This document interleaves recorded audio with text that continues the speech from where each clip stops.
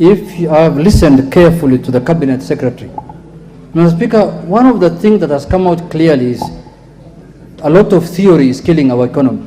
Mr. Speaker, look at, he said, the Cabinet Secretary said that the interbank rate is working.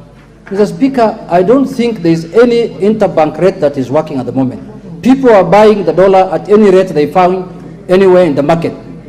Secondly, the answer that we got from the Cabinet Secretary is that let the will of God happen. We cannot do anything about it.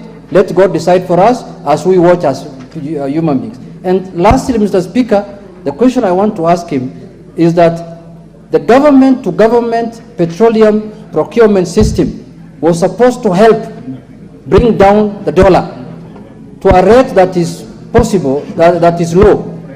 But Mr. Speaker, from the time we engaged in the G2G petroleum project, the shilling has depreciated by 25%, leave alone strengthening.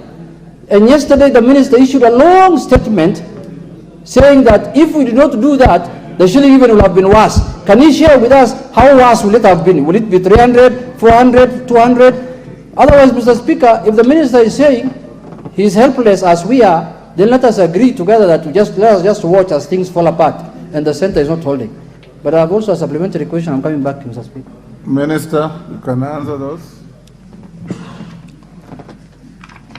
Hold, Thank Minister, you. Hold, let me take one last one from Ruto. Thank you.